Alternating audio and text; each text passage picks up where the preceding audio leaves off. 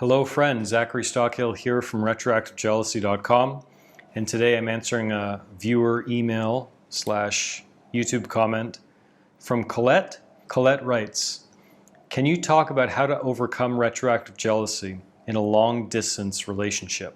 Okay, Collette, I have a lot to say about long-distance relationships, so it's going to be a struggle to keep this one brief. The first thing I'll say is that everything I outline in my online course, in my guidebook, and even some tips that I give on this channel, all this stuff is still equally valid, equally applicable if you're in a long distance relationship. There are some additional challenges, which we'll get to in a moment. However, many people taking my online course are in long distance relationships, or years ago when they took the course, they were in long distance relationships, and the course and all of my material worked just as well for them. So there aren't any real differences, like real substantive, huge differences between overcoming retroactive jealousy in a normal relationship and in a long distance relationship. So you don't really have a lot to worry about there. That said, additional challenges.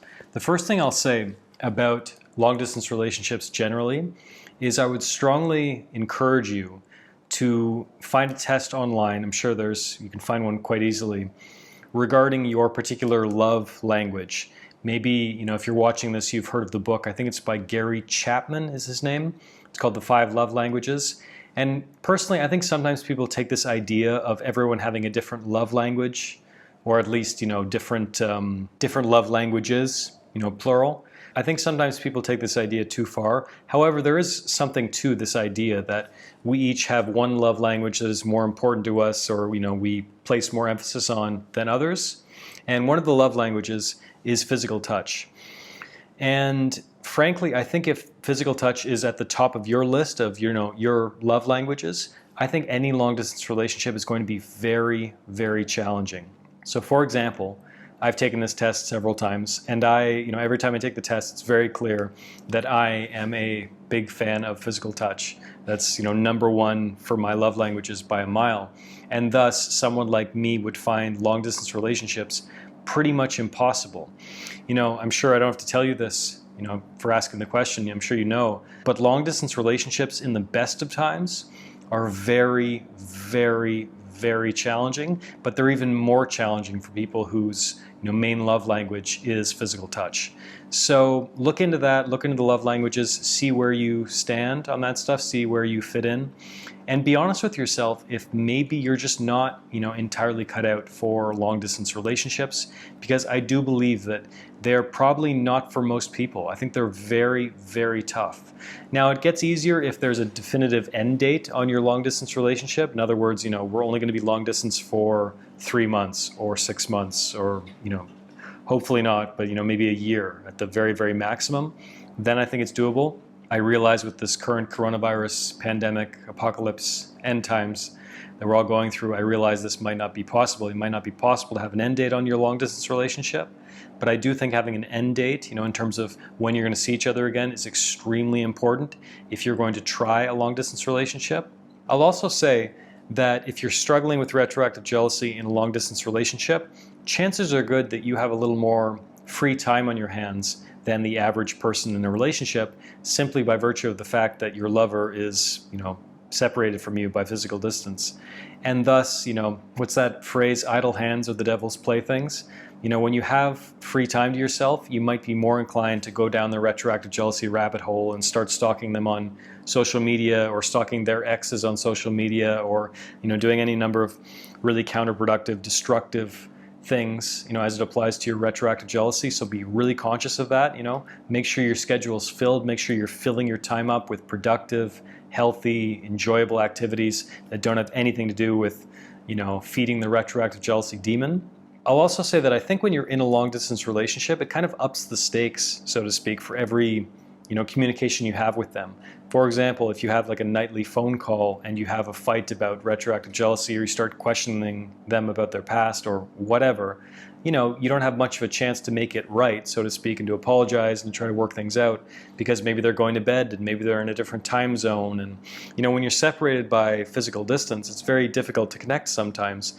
And thus, I think you should be even more conscious that you're not bringing retroactive jealousy into your relationship, that you're not feeding the retroactive jealousy demon by asking your partner more questions, by doing any number of things, or lashing out at them in some ways, or harassing them about their past, doing any of these things that retroactive jealousy sufferers, we're all too prone to do.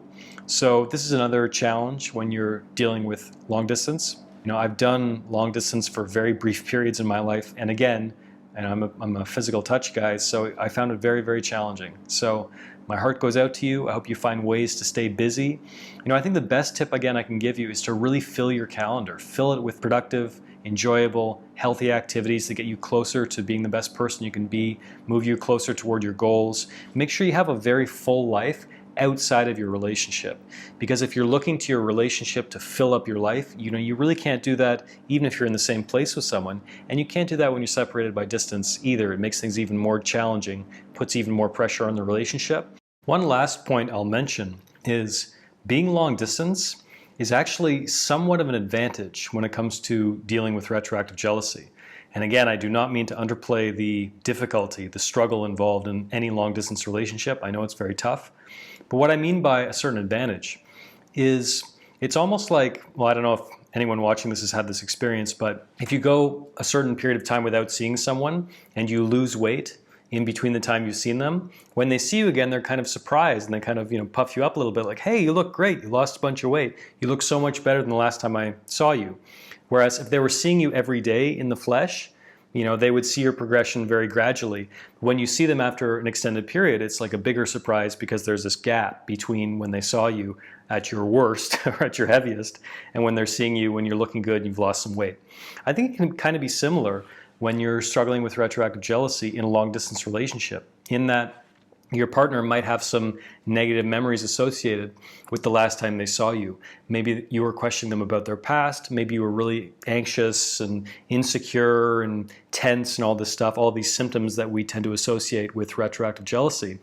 And when you're apart from them, number one, you have hopefully, probably, more time by yourself, which equals more time to devote to overcoming retroactive jealousy, which is a huge advantage. You're not feeling this pressure to, get this done or to segment your recovery process into these little chunks of spare time.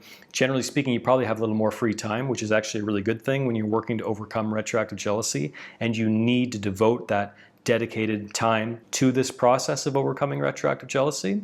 And number two, when you finally do reconnect with your partner and you're reunited, the difference, if you do everything right, if you really put in the work to overcome retroactive jealousy, as I lay out in my book and course and beyond, if you really do put in the work and then you see your partner again, they're probably going to notice a substantial difference between the version of you before and after you worked to overcome this problem. It's probably going to be very, very clear. You put in a lot of work on yourself. Maybe you're more confident, you're more self-assured, you have all the tools you need to handle anything they might throw at you, and you're not worried about their past and blah, blah, blah, blah. All this will make you much more attractive to them. And thus, it's actually kind of a good thing that you have this time and space apart from them to really work on yourself and get this problem handled before you see them again. And I wish you luck, I wish you strength, and I thank you for your question. Thanks for watching this video. If you got anything out of this, please be sure to click the like button below. Also be sure to subscribe to my YouTube channel, and I will talk to you again very soon.